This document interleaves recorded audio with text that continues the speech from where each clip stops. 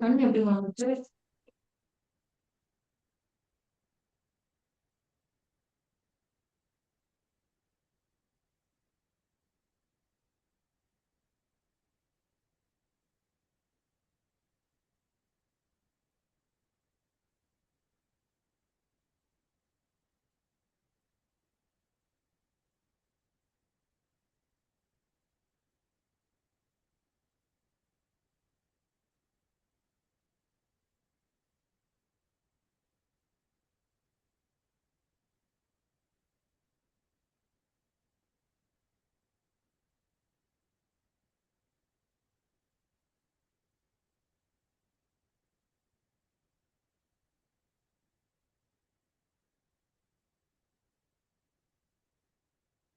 Assalamualaikum students.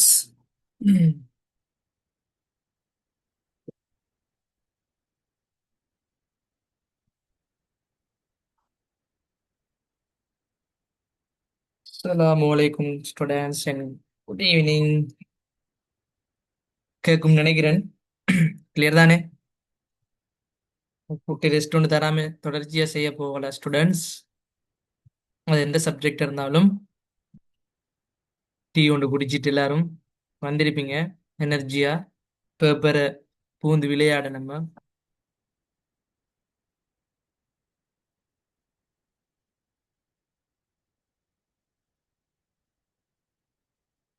எல்லாரும் சின்னவருக்கு கொடுத்த ஓடிட்டாங்க போல.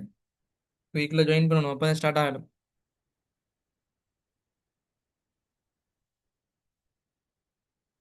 அல்ஹம்துலில்லாஹ்னு முக்காவாசி பார்த்துட்டோம்.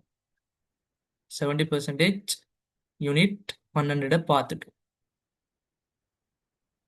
நம்ம இப்ப பார்க்க போறது கட்டுப்பாடின் விசாலம் லாஸ்டா பார்த்தோம். இப்படியே வெயிட் ஸ்டூடெண்ட்ஸ், கொஞ்சம் வாக்கள் ஜாயின் பண்ணட்டும்.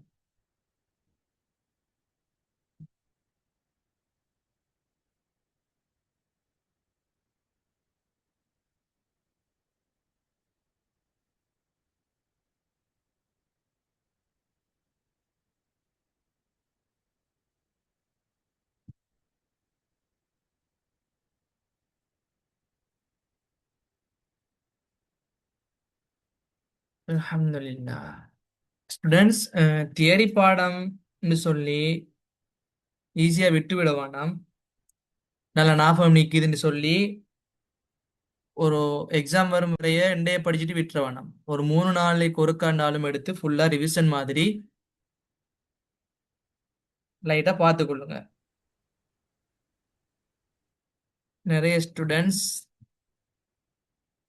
ரெக்கார்டிங் கேட்டாங்க. இல்லாட்டி ஸ்டூடெண்ட்ஸ் நிறைய பேர் வந்திருப்பாங்க. அப்படியே கொஞ்சம் வெயிட் பண்ணுங்க, ஒரு 2 நிமிஷம், 2 மினிட்.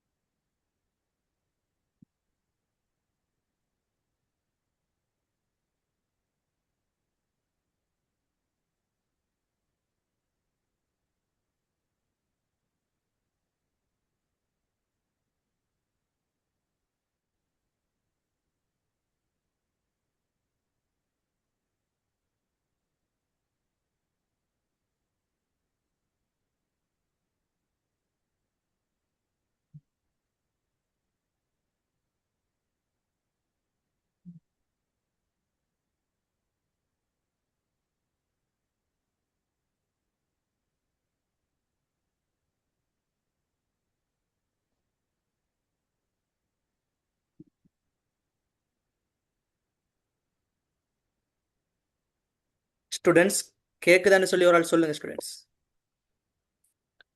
நல்லா கிளியரா கேக்குதான்னு சொல்லுங்க.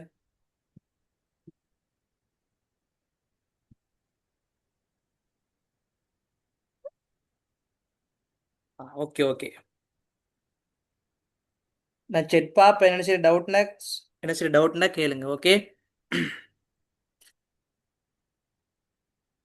ஸ்டூடெண்ட்ஸ்,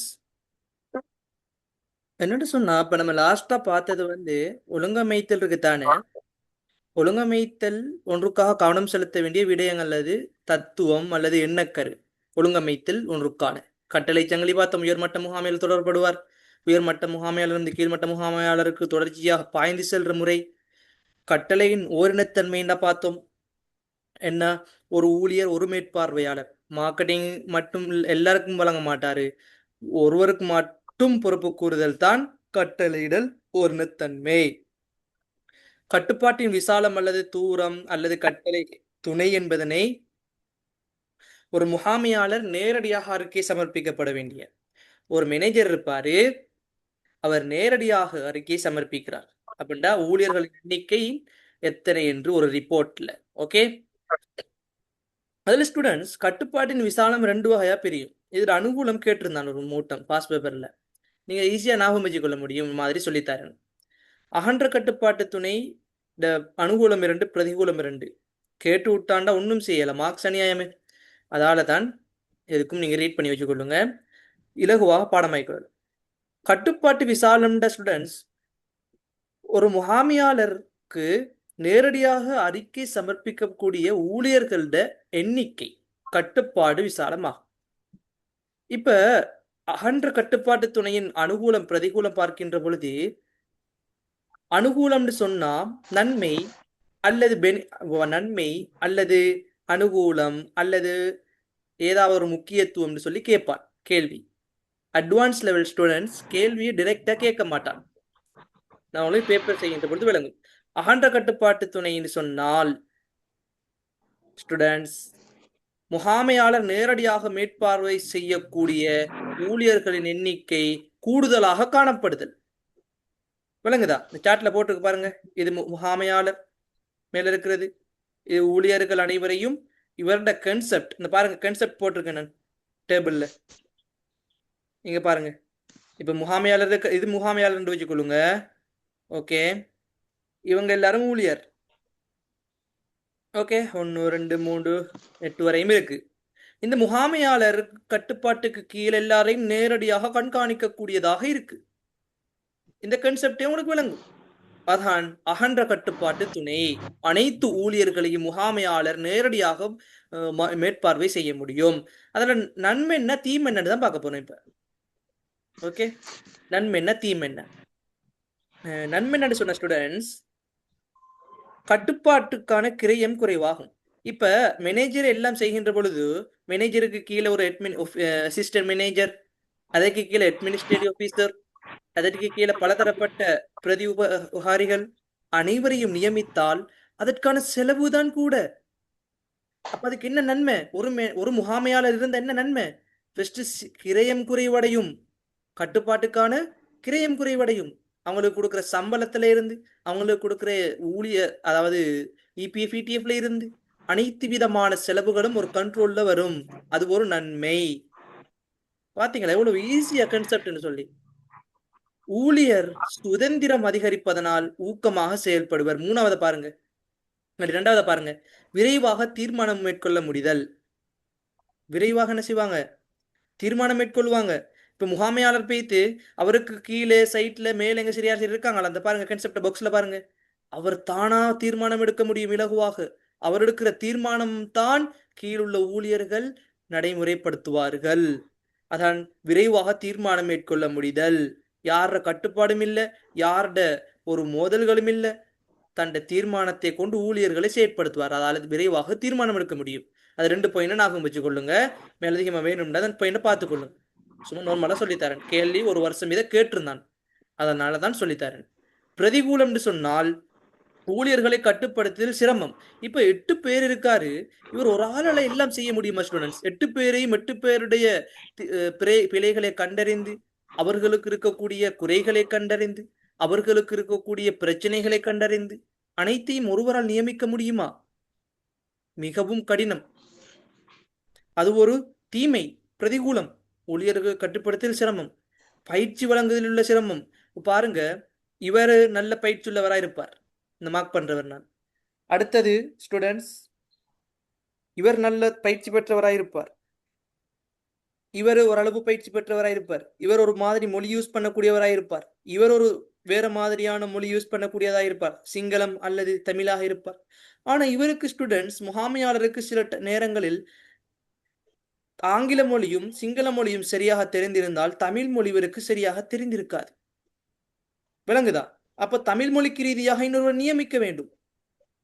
அப்ப இது என்ன செய்யும்டா, பயிற்சி வழங்குகின்ற பொழுது உங்களுக்கு தமிழ் மொழியில் ஒரு ஆள் இருக்கிறார் என்றால் அவருக்கு ஒரு பயிற்சியை வழங்குகின்ற பொழுது பாருங்க, ஒரு சிரமம் ஒண்ணு ஏற்படும். அனைத்து தகவல்களையும் கொடுக்க முடியாது. விளங்குதா? அதான் கன்செப்ட். அகன்ற கட்டுப்பாடு. ஒரு முகாமை தான் இருப்பார். ஒரு கன்செப்ட், ஒரு முகாமையாளர் தான் இருப்பார். பலதரப்பட்ட ஆட்கள் இருக்க மாட்டாங்க. ஓகே, அவ்வளவுதான் கன்செப்ட். இது பிரதிகூலம் அனுகூலம் இரண்ட ஞாபகம் வச்சு கொள்ளுங்க. கேள்விக்கு கேட்டு வந்தா நீங்க என்ன சார் சொல்லலையே, கேள்விக்கு வரும்னு சொல்லிட்டு செல்ல போறேன். அதான் சொல்லி தந்தேன் விளக்கமா. ஒடுங்கிய கட்டுப்பாட்டு துணை ஸ்டூடெண்ட்ஸ், ஒடுங்கிய கட்டுப்பாட்டு துணை என்ன பாருங்க. அது ஒரு முகாமையாளர். இது ஒரு முகாமையாளர் இருந்து அதற்கு கீழே 3 பேர் பணியை நியமிச்சு, அதுக்கு கீழேயும் 3 பேரை பணியை நியமிச்சு பாருங்க ஸ்டூடெண்ட்ஸ். அதற்கு கீழே பாருங்க, இவர் ஒடுங்கிய கட்டுப்பாட்டு துணையை குறிக்கும். முகாமையாளருக்கு நேரடியாக அறிக்கை சமர்ப்பிக்கக்கூடிய ஊழியர்களின் எண்ணிக்கை குறைவாக காணப்படுதல். அதாவது ஊழியர்கள் குறைவாக காணப்படுவாங்க. அட்மினிஸ்ட்ரேட்டிவ் ஆஃபீஸர், அதாவது நிர்வாக முகாமை இருப்பாங்க. அதே மாதிரி அதற்குரிய நிறைய நிறைய அலுவல், அதாவது வேலை செய்யக்கூடியவர் இருப்பாங்க. அதற்கு கீழே தான் ஊழியர் இருப்பாங்க. அப்போ ஒடுங்கிய கட்டுப்பாட்டு துணையால் ஏற்படக்கூடிய நன்மை தீமையை நம்ம பார்க்கணும். அகன்ற கட்டுப்பாடு மற்றும் ஒடுங்கிய கட்டுப்பாட்டுக்கான வேறுபாடு கேட்டு வந்தாலும் வரும். அப்ப என்ன வேணும்? முகாமையாளர் குறிப்பிட்ட தீர்மானம் எடுக்கும் அந்த அகன்ற கட்டுப்பாட்டுக்கு சொல்லிதான் நீசியா. அகன்ற கட்டுப்பாட்டுக்கு முகாமையாளர் நேரடியாக மேற்பார்வை செய்யக்கூடிய ஊழியர்கள் எண்ணிக்கை மேற்பார்வை இலகுவாக மேற்கொள்ள முடியும். அவர் தான் தனியா நிற்பாரு. ஆனால் இங்க என்ன சொன்னால் தனியாக நிற்க முடியாது. அது கீழே நிர்வாக ரீதியாக பலதரப்பட்டவர்களை நியமித்து வச்சிருப்பாங்க. ஒடுங்கிய கட்டுப்பாடு என்ன? ஒடுங்கிய கட்டுப்பாடுண்டா முகாமையாளர் இருப்பார் தானே ஸ்டூடெண்ட்ஸ். நான் இதன் தெளிவாக படிச்சு கொடுப்பேன் 2028 பேச்சுக்கு, 2028ஆம் ஆண்டு பேச்சுக்கு இன்னும் தெளிவா படிச்சு கொடுக்கலுமே. ஆனால் உங்களுக்கும் இது விளங்கும் ஈஸியா. ஒடுங்கிய கட்டுப்பாடுனா நீங்க சும்மா சுருக்கமா யோசிக்கொள்ளுங்க. முகாமையாளருக்கு நேரடியாக அறிக்கை சமர்ப்பிக்கக்கூடிய ஊழியர்களின் எண்ணிக்கை குறைவாக காணப்படுதல். இப்ப பாருங்க, முகாமையாளருக்கு டிரெக்டா கொண்டு அறிக்கை சமர்ப்பிக்க முடியுமா? ஊழியர் என்ன செய்வார்? அதிகாரிக்கு கொண்டு கொடுப்பார். அதிகாரி என்ன செய்வார்? மேனேஜர்கிட்ட போவார். இதுதான் கன்செப்ட். அப்ப இங்க பாருங்க, ஒடுங்கிய கட்டுப்பாட்டின் அனுகூலம் மற்றும் பிரதிகூலம். கிட்டிய மேற்பார்வை அனுகூலம். கிட்டிய மேற்பார்வை என்ன? இங்க இருப்பார் மேனேஜர், அவருக்கு கீழே அட்மினிஸ்ட்ரேட்டிவ் ஆஃபீஸர். அவர் என்ன சென்றா அனைவரையும் பார்க்க வேண்டும் என்ற ஒரு அவசியம் இல்லை. அது கீழே பணிகளுக்காக நியமிச்சு இருப்பாரு. ஊழியர்கள் கடுமையாக கட்டுப்பாட்டுக்கு உட்படுவர். இப்போ மேனேஜர் நேரத்துல பார்த்தோம் அகன்ற கட்டுப்பாட்டுல, மேனேஜர்ல தீமையில பார்த்தோம். இதுல ஊழியர்களை கட்டுப்படுத்தல் சிரமம். இங்க பாருங்க, ஊழியர்களை கடுமையாக கட்டுப்பாட்டுக்கு உட்படுவார் என்று சொன்னா அதற்குரிய அதிகாரிகள் நியமிக்கப்பட்டிருக்கும். முகாமையாருக்கு கீழே நிர்வாகம் நியமிக்கப்பட்டு அதற்குரிய அதிகாரிகள் நியமிக்கப்பட்டு, அப்ப ஊழியர்கள் கட்டுப்பாட்டுக்கு உட்படுவார்கள். விளக்குதா ஸ்டூடெண்ட்ஸ்? அடுத்தது நிர்வாக செலவு. நான் சொன்ன பாத்தீங்களா, இதுல நான் உண்மைக்குமே பிரதிகூலத்தை பார்க்கல. நான் ஒரு கன்செப்ட்ல தான் சொன்னேன். இந்த கன்செப்டை வச்சுதான் சொன்னேன். பாருங்க, நிறைய அதிகாரிகளை நியமிக்கின்ற பொழுது இப்ப நானும் கன்செப்டை வச்சுதான் உங்களுக்கு படிச்சு தரும் பொழுது எனக்கும் உங்களுக்கு பாருங்க வேர்ட்ஸ் அப்படியே வருது. நிர்வாக செலவு அதிகம். அப்ப இந்த அதிகாரிகளை எல்லாம் நியமிக்கின்ற பொழுது மேல பார்த்தோம், மேனேஜருக்கு மட்டும்தான் அவர் தான் தீர்மானம் எடுப்பார், அவர் தான் எல்லாம் மேற்பார்வை செய்வார். ஆனால் இங்கு அதிகாரிகள் எல்லாம் நியமிக்கின்ற பொழுது நிர்வாக செலவு அதிகம். அவங்களுக்கு சேலரி கொடுக்கணும், அவங்களுக்குரிய அனைத்து அலவன்ஸ், அதாவது கொடுப்பனவு, பெட்ரோல் கொடுக்கணும் பைக்குக்கு, இப்படிப்பட்ட விடயங்கள்லாம் இருக்கும். இதான் அகன்ற கட்டுப்பாடு மற்றும் ஒடுங்கிய கட்டுப்பாடு. கொஞ்சம் விளக்கமா விளக்கமாண்டா கொஞ்சம் 2 பாயிண்ட் ஞாபகம் வச்சுக்கொள்ளுங்க. ஆனால் நம்ம இதை குயிக்ல முடிக்கணும் ஸ்டூடெண்ட்ஸ். அதிகாரம் மற்றும் பொறுப்பு.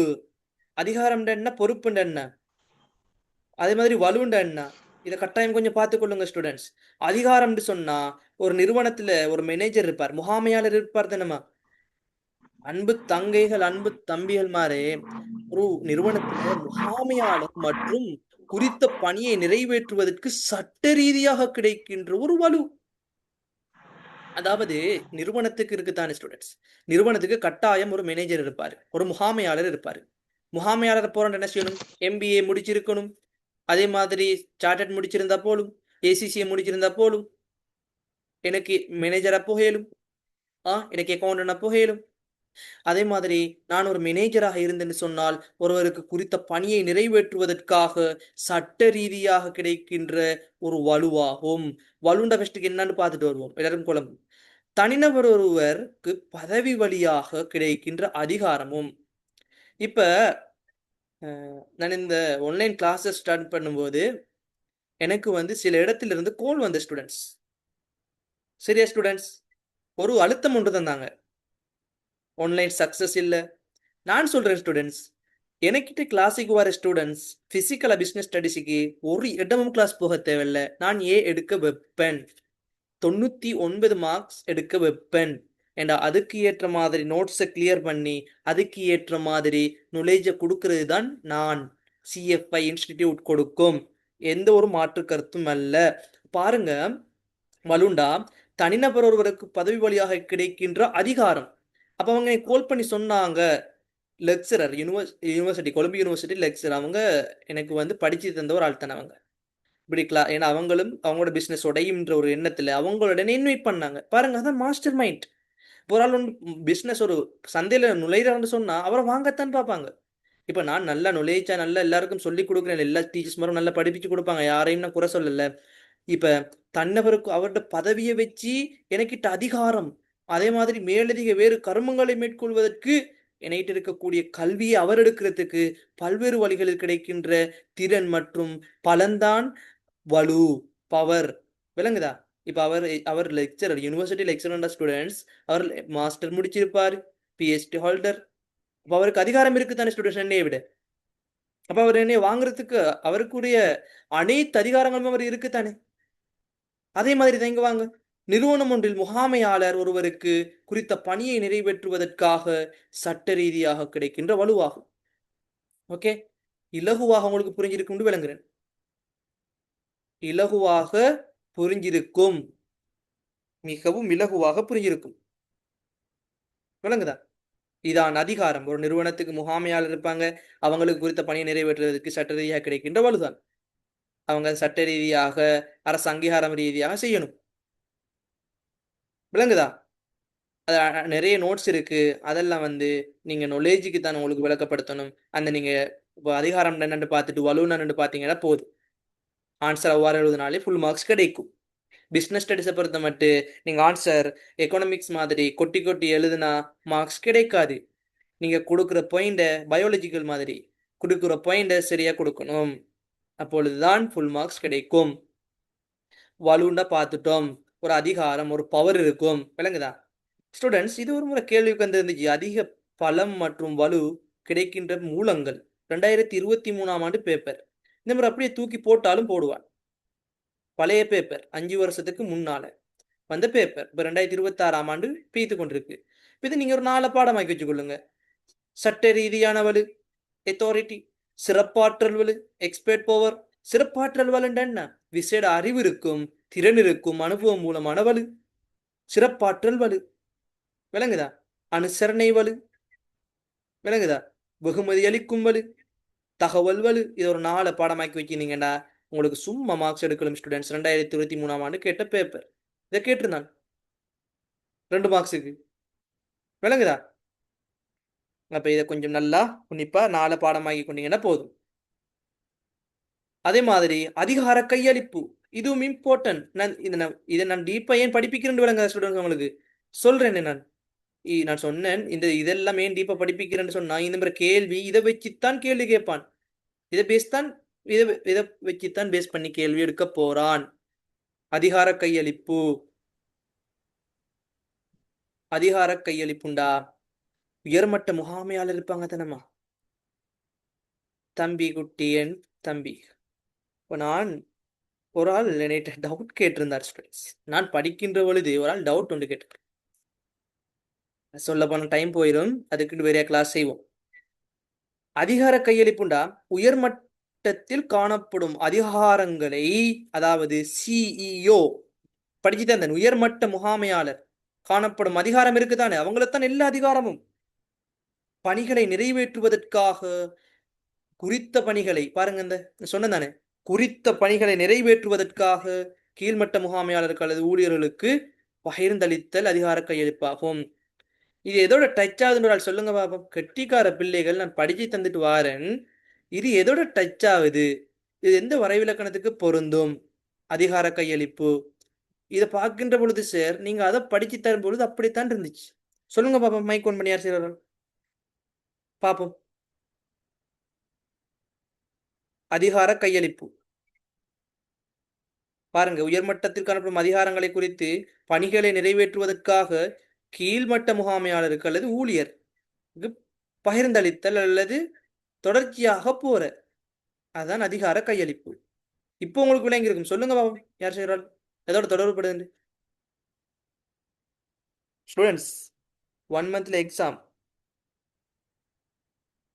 எஸ், கெட்டிக்கார பிள்ளைகள். ஹம்தி, குட் குட். அப்படித்தான் இருக்கணும், அப்படித்தான் டச் ஆகி படிக்கிற ஸ்டூடெண்ட்ஸ். அப்போ உங்களுக்கு எல்லாத்துக்கும் வரைவிலக்கணம் படிக்கணுமா? பாருங்க, நிறுவனத்தின் உயர்மட்ட முகாமையாளர் கீழுள்ள ஊழியர்கள் அதிகாரம் தொடர்ச்சியா பாய்ந்து செல்ற கட்டளை சங்கிலி. அப்ப இங்க என்ன சொல்ற? அதிகார கையளிப்பு. பாருங்க, உயர்மட்டத்தில் காணப்படும் அதிகாரம் மற்றும் குறித்த பணிகளை நிறைவேற்றுவதற்காக கீழ்மட்ட முகாமையாளர் அல்லது ஊழியர். அங்க கீழ்மட்டம் மட்டும் சொல்லியிருந்தான், இங்க முகாமையாளரை மெட் பண்ணிருக்கிறான். பகிர்ந்தளித்தல் அதிகார கையளிப்பு. இவ்வளவுதான் பேசிக். விளங்குதா ஸ்டூடெண்ட்ஸ்? சிஃப்ரா சிஃப்ரா, குட் குட் சொல்லியிருக்கீங்க. அடுத்தது ஸ்டூடெண்ட்ஸ், இப்போ நம்ம பார்த்தாச்சு முக்கியமான யூனிட், இந்த பேஸை பார்த்தாச்சு. அடுத்தது அதிகாரம் ஒப்படைக்கப்படும் முறை. இது மையப்படுத்தப்பட்டவை பன்முகப்படுத்தப்பட்டவை வேறுபாடு கேட்டு வந்தாலும் வரும். இதுவரையும் இப்படி கேள்வி கேட்கல, அனுகூலம் பிரதிகூலம் தான் கேட்டிருக்கான். இதை நல்லா பாடமாக்கி வச்சுக்கொள்ளுங்க, மார்க் பண்ணி வச்சுக்கொள்ளுங்க. மையப்படுத்தப்பட்டவை பன்முகப்படுத்தப்பட்டவை. நிறுவனம் ஒன்றுல ஸ்டூடெண்ட்ஸ் ஒரு தீர்மானம் எடுக்கணும் கட்டாயம். தீர்மானம் இல்லாம ஒரு நிறுவனத்தை ரன் பண்ண முடியாது. விளங்குற ஸ்டூடெண்ட்ஸ்? அப்ப அதிகாரிகளுக்கு உயர்மட்ட முகாமையாளருக்கு ஒரு ஒரு முகப்படுத்தப்பட்டிருத்தல் இதுவாகும். அதாவது உயர்மட்ட முகாமைக்கு இதுதான் ஒரு கன்செப்ட், அதாவது இதுதான் நம்ம செய்ய போறோம்னு சொல்லி ஒரு தீர்மானத்தை குறித்து சரியான ஒரு பட்டியலை அவங்கள்ட்ட கொடுக்கணும். விளங்குற ஸ்டூடெண்ட்ஸ்? இதான் மையப்படுத்தப்பட்டவை. தீர்மானம் எடுக்கின்ற பொழுது அனைத்து அதிகாரங்களும் உயர்மட்ட முகாமையில் ஒருமுகப்படுத்தப்பட்டிருக்கணும். ஒரு உயர்மட்ட முகாமையில தீர்மானம் எடுக்கின்ற பொழுது பட்டியல், அதாவது அவங்களிடம் குறிப்பிடப்பட்டு உயர்மட்ட முகாமையாளரிடம் குறிப்பிடப்பட்டிருப்பது அவசியம். பன்முகப்படுத்தப்பட்ட வேண்டாம், அப்ப மையப்படுத்தப்பட்ட வேண்டாம் பார்த்தோம். அப்ப நிறுவனம் ஒன்றில் தீர்மானம் எடுக்கும் சகல அதிகாரிகளுக்கும் உயர்மட்ட முகாமையிலிருந்து கீழ்மட்ட முகாமையாளருக்கு ஒப்படைக்கப்பட்டிருத்தலாகும். இப்ப இதுக்கு ஜாயிண்ட் ஆகணும் எப்படி தெரியுமா? ஜாயிண்ட் ஆகணும் ஸ்டூடெண்ட்ஸ், கூற்று ரீதியாக ஆன்சர் எப்படி தெரியுமா ஸ்டூடெண்ட்ஸ்? நிறுவனம் ஒன்றில் தீர்மானம் எடுக்கும் அனைத்து அதிகாரிகளும் உயர்மட்ட முகாமையில் ஒருமுகப்படுத்தப்பட்டிருத்தல் இதுவாகும். சரியா? இவங்க உயர்மட்ட முகாமையாளர் மையப்படுத்தப்பட்டவை என்று சொன்னால் குழப்பிக்கொள்ளவானாம், நல்ல விளங்கிக் கொள்ளுங்க பிள்ளைகள். மையப்படுத்தப்பட்டவை என்று சொன்னால் உயர்மட்ட முகாமையாளரிடம் தீர்மானம் இதைத்தான் எடுக்க போறோம் என்று சொல்லி குறித்த பட்டியலை அவங்கள்ட்ட ஒப்படைக்கணும். ஓகே, இதன் கன்செப்ட். பன்முகப்படுத்தப்பட்டவை என்று சொன்னா அந்த தீர்மானம் எடுத்த தீர்மானத்தை சகல அதிகாரியும் இருப்பாங்க, அதை உயர்மட்ட முகாமையாளர்களிடம் இருந்து கீழ்மட்ட முகாமையாளர்கள் வரை ஒப்படைத்தல். உயர்மட்ட முகாமையாளர் என்ன செய்வார்? நீங்க கொடுத்த ரிப்போர்ட், நீங்க கொடுத்த உயர்மட்டமாக கொடுத்த ஒரு பட்டியல் அது சரின்னு சொல்லி கீழ்மட்ட முகாமையாளர்களுக்கு ஒப்படைக்கப்படுறதுதான் பன்முகப்படுத்தல். விளங்குதா? அதிகாரமயப்படுத்தல் அனுகூலம் என்ன பிரதிகூலம் என்ன, இதையும் பாஸ் பேப்பர்ல கேட்டிருந்தான். அனுகூலம் 4 கேட்பான், அல்லது அனுகூலம் இதுல 4 கேட்பான், அல்லது அனுகூலம் 2 இல்லாட்டி பிரதிகூலம் 2 கேட்பான். இப்ப இதுல 4 இதுல 2 இதுல 4 இதுல 2 நீங்க பாடமாக்கி ஆகணும். பாடமாக்குறதுக்கு இலகுவானது ஒரு வழி சொல்றேன். எல்லாத்துக்கும் அனுகூலம் கேட்டா, எல்லாத்துக்கும் அல்ல, மேனேஜ்மெண்ட் சைட்ல கேட்டா மிக விரைவாக தீர்மானம் எடுக்க முடியும், கிரயம் குறைவு. 2 பாயிண்ட்ஸ் வந்துரு பாருங்க. நம்ம பார்த்து வந்த எல்லாத்துலயும் கிரயம் குறைவு, மிக விரைவான தீர்மானம் எடுக்க முடியும், தொடர்பாடல் இலகு. 3 பாயிண்ட் வந்துட்டு நம்ம எல்லாத்துலயும் பார்த்த மாதிரி. மேனேஜ்மெண்ட் சைட்ல கேள்வி கேட்டா, அனுகூலம் கேட்டா உங்களுக்கு ஞாபகம் வாரது அதிகாரமயப்படுத்தல் நன்மை என்ன? மிக விரைவாக தீர்மானம் எடுக்கலும். அதே மாதிரி தீர்மானங்கள் ஒருமைப்பாடு காணப்படும். தீர்மானம் எடுக்க ஒருமைப்பாடுண்டா குறித்த விடயம் பட்டியல் படுத்து ஒருமைப்பாடு விளங்குதுதானே ஸ்டூடெண்ட்ஸ்? சொல்லி தந்தது அப்படி. அதே மாதிரி கட்டுப்பாட்டு கர்மங்களை இலகுவாக அமைத்தல், கண்ட்ரோல் ப்ராசஸ் அண்ட் ஈஸினஸ். விளங்குதா? கட்டுப்பாட்டு கர்மங்கள் இலகுவாக அமைகிற. நீங்க 4 பாயிண்ட் பாடமாக்கள் இதன் மிக விரைவாக தீர்மானம் எடுக்க முடியும், தீர்மானங்களில் ஒருமைப்பாடு காணப்படும், தொடர்பாடல் இலகுவாக அமைகிற. விளங்குதா? இன்ஃபர்மேஷன், அதாவது குறைந்த கிரயம். பிரதிகூலம் என்ன எடுக்க போறீங்க நீங்க? அதிகாரமயப்படுத்தல் பட்டியல் படுத்துகின்ற தீர்மானங்களை நடைமுறைப்படுத்துவது கடினம். இப்ப குறித்த அதிகாரிகள் இருப்பாங்க தானே ஸ்டூடெண்ட்ஸ்? தீர்மானம் எடுப்பதற்கு அனைத்து அதிகாரிகளுக்கும் உயர்மட்ட முகாமையாளமையில் ஒருமுகப்படுத்தப்பட்டிருத்தல் தானே இது. தீர்மானங்களை நடைமுறைப்படுத்துவது கடினம். ஏண்டா அவர் ஒருவருடைய தீர்மானத்தை எடுத்து மாத்திரம் செயற்படுத்த முடியாது. அதான் ஒரு தீமை. அடுத்தது மிகச் சிறந்த தீர்மானங்களை எடுப்பதற்கான சந்தர்ப்பம் இல்லாம போற. அனைத்து விதமான கருத்துக்களையும் எடுக்கணும். அப்பதான் அது ஒரு மிக சிறந்த ஒரு அவுட்புட் வெளியீடாக இருக்கும். இதான் பேசிக் கான்செப்ட். இதுல 4, இதுல 2 பாடமாக்கி வச்சுக்கோங்க. இதுல 4 இலகுவாக பாடமாக்களும். நீங்க அனுகூலம் மேனேஜ்மெண்ட் சைட்ல எதை கேட்டாலும் கிரயம் குறைவு, வேலை பகிர்வின் மூலம் என்ன நன்மை இருக்குன்னு கேட்டோம். அதுல என்ன பார்த்தோம்? தொடர்பாடல் இலகு, விளைதிறன், கிரயம் குறைவு. விளங்குதா ஸ்டூடெண்ட்ஸ்? இதான் முக்கியமான ஒரு அனுகூலம் மற்றும் பிரதிகூலமாக இருக்கு. அதே மாதிரி அதிகார பகிர்வின் அதிகார மையப்படுத்தல் பார்த்துட்டோம். அதிகார பகிர்வு நன்மை என்ன?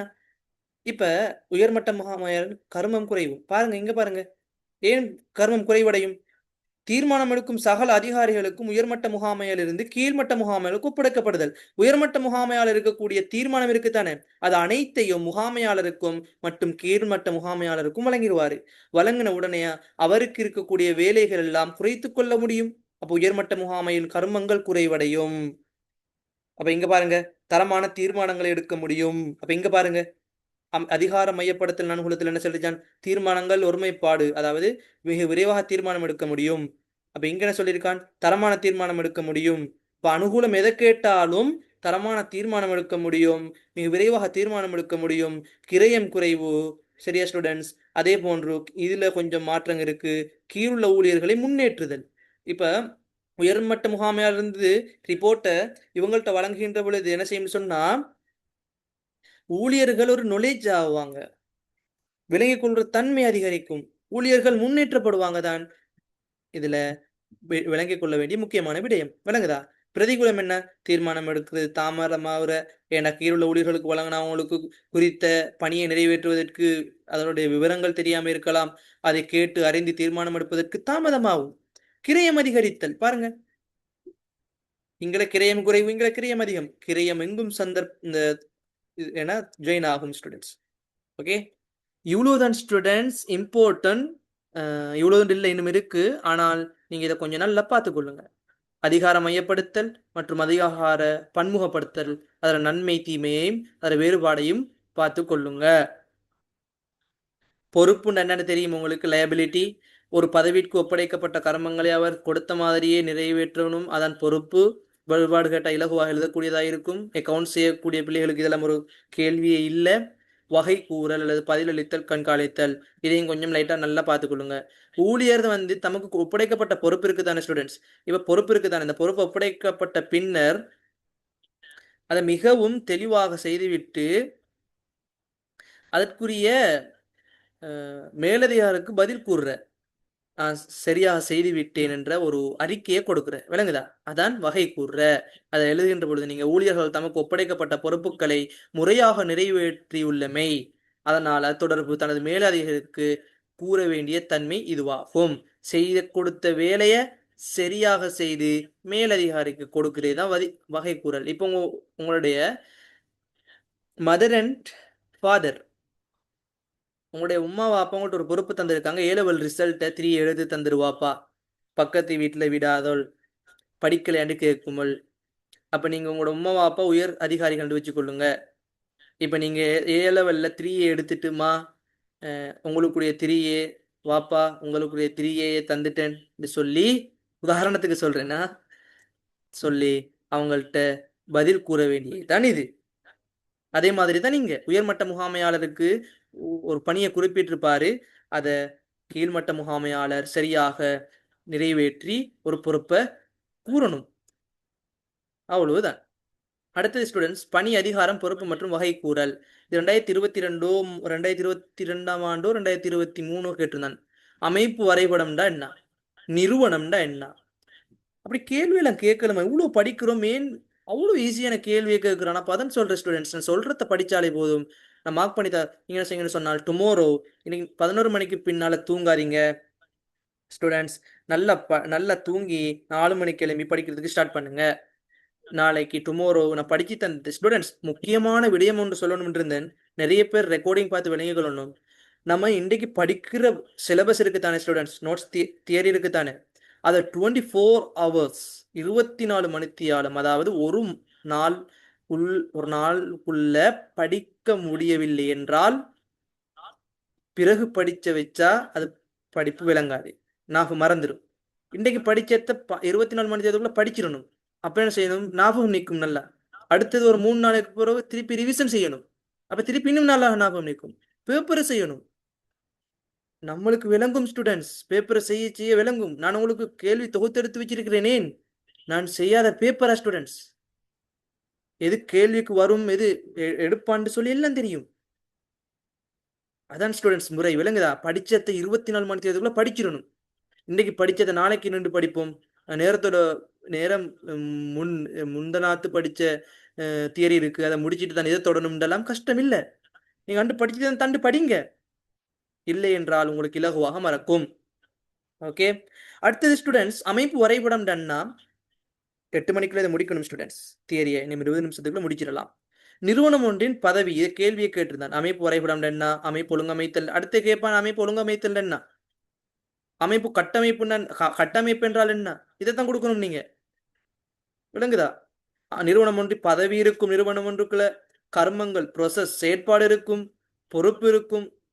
விளங்க ஸ்டூடெண்ட்ஸ்? இங்க பாருங்க, பாருங்க ஸ்டூடெண்ட்ஸ், பதவி இருக்கும், அதே மாதிரி கர்மங்கள் இருக்கும், செயற்பாடுகள், அதே மாதிரி பொறுப்புகள் இருக்கும், லைபிலிட்டி அதிகாரங்கள் இருக்கும், வகைகூறல். இப்போ நான் குறித்த பணியை செய்துட்டேன்னு சொல்லி அவங்களுக்கு சிறந்த ஒரு வகைக்கூறலை கொடுப்பாங்க. போன்றவை பகிர்ந்தளிக்கப்பட்ட முறை என்ன, கொடுக்கறத தான் சொல்றேன், வகை கூறுற. நான் செய்த நீங்க அந்த பதவி கர்மம் பொறுப்பு அதிகாரம் எல்லாத்தையும் வச்சு மிகவும் இலகுவான முறையில வகை கூறி அதை உயர்மட்ட முகாமையாளருக்கு பகிர்ந்தளிக்கப்பட்ட முறைமையும் இணைக்கப்பட்ட முறைண்டா அந்த அனைத்தையும் ஒன்றிணைக்கப்பட்டு காட்டப்படுகின்ற ஒரு வரைபடம் தான் அமைப்பு வரைபடம். எவ்வளவு ஈஸி! சும்மா தலைப்பை மட்டும் பார்த்தா கஷ்டமா தான் இருக்கும். அமைப்பு வரைபடம்டா என்ன கான்செப்ட் தெரியாது ஸ்டூடெண்ட்ஸ். கட்டாயம் தியரி கிளாஸ் வெரி இன்ட்ரெஸ்டா இருந்தா எனக்கு ஃபீட்பேக் கட்டாயம் எல்லாரும் தரணும் ஸ்டூடெண்ட்ஸ். ஸ்டூடெண்ட் சார்ஜ் கொஞ்சம் பிரச்சனை.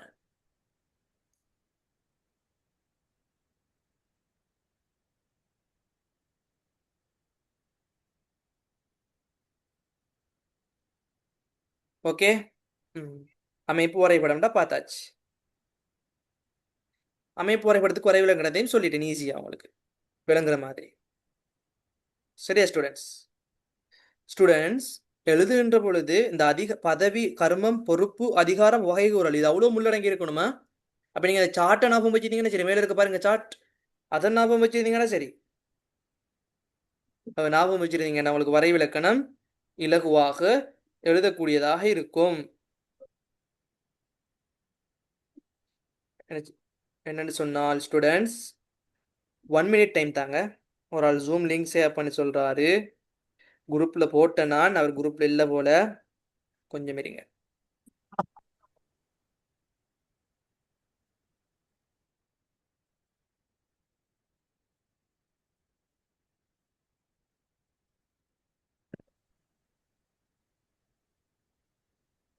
நிறைய பேர் இப்ப கிளாஸ் இல்லையான்னு கேக்குறாங்க. நான் தான் சொன்னேன், கிளாஸ் நடக்க முதல் உங்களுடைய நண்பர்களை உடனடியாக அலையுங்கள். பிரச்சனை இல்லை, ரெக்கார்ட் இருக்கு, பார்க்கட்டும். இப்ப அமைப்பு வரைபடம் பார்த்தாச்சு. ஓகே, இப்ப ஸ்டூடெண்ட்ஸ் அமைப்பு வரைபடத்துக்கு வரைவிலக்கணத்தை பார்த்துக்கொள்ளுங்க, அவ்வளவுதான். அமைப்பு வரைபடம் மூலம் வெளிப்படுத்தப்படும் அடிப்படை அம்சங்கள், இதை பார்த்துக்கொள்ளுங்க. கேள்வி கேட்டான், இது அமைப்பு வரைபடத்தில் வெளிப்படுத்தப்படும் அடிப்படை அம்சத்துக்கு இதை கொடுத்தாலும் சரி, ஒழுங்கமைத்தல் வெளிப்படுத்தப்படும் மின்னக்கருக்கள் மேல பார்த்தோம், கட்டளை சங்கிலி வரும், கட்டுப்பாட்டு விசாலம், அது இது ரெண்டுல எதை கேட்டாலும் நீங்க இதை கொடுத்தாலே சரி, போதுமானது. ஓகே, அவ்வளவுதான் ஸ்டூடெண்ட்ஸ் கான்செப்ட். ஸ்டூடெண்ட்ஸ், நீங்க இந்த கேள்வியை கட்டளையிடல் சங்கிலியின் ஒருமைப்பாடுன்னு சொல்லி பெருசா யோசிக்க வேணாம். தனியா பார்க்கும்போது அப்படித்தான் இருக்கும். கட்டளையிடலின் ஒருமைப்பாடு என்னன்னு சொல்லி தந்தேன். கட்டளை சங்கிலி என்ன சொன்னேன், உயர்மட்ட முகாமையாளர் இருந்து கீழ்மட்ட முகாமையாளருக்கு பாய்ந்து செல்ற முறை தொடர்ச்சியாக. கட்டுப்பாட்டு விசாலம்டா ஊழியர்களின் எண்ணிக்கை, அதாவது ஊழியர்களுக்கு முகாமையாளர்களுக்கு ஊழியர்கள் எத்தனை பேர் இருக்காங்கன்னு சொல்லி சமர்ப்பிக்கப்பட வேண்டிய எண்ணிக்கை. அந்த கான்செப்ட் விளங்க கொள்ளுங்க, முன்கூட்டியே நான் சொன்னேன். அவ்வளவுதான் ஸ்டூடெண்ட்ஸ். இதுல இருக்கக்கூடிய இம்பார்ட்டன்டான குறிப்புகள் அதெல்லாம் நம்மளுக்கு தேவையில்லை. இப்ப கட்டாயமானது முகாமைத்துவ கர்மங்கள்ல 2 பார்த்துட்டோம், திட்டமிடல் மற்றும் ஒழுங்கமைத்தல். இப்ப 3வது பார்க்க போறோம், நெறிப்படுத்தல். நெறிப்படுத்தலுக்கு வரைவிலக்கணம் நீங்க உங்களுக்கு தெரிஞ்சிருக்கும், எல்லாருக்கும் தெரிஞ்ச விஷயம்தான். நெறிப்படுத்தல்ல என்ன, நெறிப்படுத்தலுக்கு என்ன தேவையான விடயம், அதெல்லாம் சும்மா லைட்டா பார்த்துக்கொள்ளுங்க. கேள்வி அதுக்குள்ள அவ்வளவா கஷ்டப்படுத்த மாட்டான். இந்த பாருங்க, இலக்கு மற்றும் நோக்கங்கள் மற்றும் இலக்குகளை அடைந்து கொள்வதற்கு மனித வளத்தின் மீது மேற்கொள்ளப்படுற, மனித வளம்னு என்ன ஸ்டூடெண்ட்ஸ், HR தான் சொல்றான். அது தலைமைத்துவம், ஊக்குவித்தல், தொடர்பாடல் போன்ற நடவடிக்கைகளுக்கு செயற்படுத்தலாம். அதை நீங்க நோன்பல பார்த்துக்கொள்ளுங்க. ஓகே, இப்ப தலைமைத்துவம் கட்டாயம். கட்டாயம்னு சொன்னா இதையும் நல்லா மார்க் பண்ணி வச்சுக்கொள்ளும். சரியா ஸ்டூடெண்ட்ஸ், தலைமைத்துவத்துல முக்கியத்துவத்தை நீங்க லைட்டா பார்த்துக்கொள்ளுங்க. கேள்வி கேட்கறதுக்கு இதுக்குள்ள குறைய, ஏன்னா இப்ப ஸ்டூடெண்ட்ஸ் எல்லாரும் நாலேஜா இருக்கீங்க, நிறைய படிச்சிருப்பீங்க, அதில் எப்படி கேள்வியே போட மாட்டான். நான் சொல்றத படிங்க, பிறகு வருத்தப்படுவீங்க. சரி சொன்னாரடா, அவ்வளவு யூனிட் அவ்வளவு நோட்ஸை தொகுத்தெடுத்து சொன்னாரு, நான் அதை கவனிக்கல, அப்படியே எக்ஸாமுக்கு வந்துச்சு சொல்ற ஃபீல் ஆகக்கூடாதுன்னு தான் சொல்றேன். தலைமைத்துவத்தின் முக்கியத்துவத்தை ஸ்டூடெண்ட்ஸ் ஒரு 4 படமாக்குங்க. ஒரு லீடர் ஸ்டூடெண்ட்ஸ் நல்லா கொஞ்சம் தெளிவாக விளக்கப்படுத்தணும். இன்னும் 14 மினிட்ஸ்ல இதை முடிக்கணும். 8 மணிலேருந்து பேப்பரை ஸ்டார்ட் பண்ணணும். அதான் கேட்குது, கொஞ்சம் இருங்க ஸ்டூடெண்ட்ஸ்.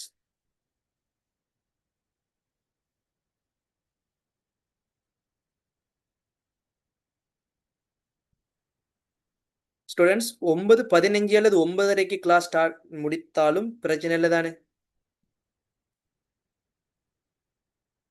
பேப்பரை கொஞ்சம் நல்லா பார்க்கணும், ஏன்னா யூனிட்டை சும்மா பேப்பர் இல்லாமல் போகக்கூடாது. ஓகே ஓகே, என்ன சொன்னா ஸ்டூடெண்ட்ஸ், நீங்க இப்ப இந்த குந்திட்டு இருக்கிற நேரம்லாம் உங்களுக்கு ஜெட் ஸ்கோர் கூடிக்கொண்டே இருக்கும், ரேங்க் கூடிக்கொண்டே இருக்கும். அதால நீங்க கிளாஸ் 12 மணி இருந்தாலும் பிரச்சனை இல்லை, நான் அப்படி இருக்க மாட்டேன். பயப்படவானும், 9:30க்குள்ள முடிச்சிருவேன். அதான் முடியட்டும்.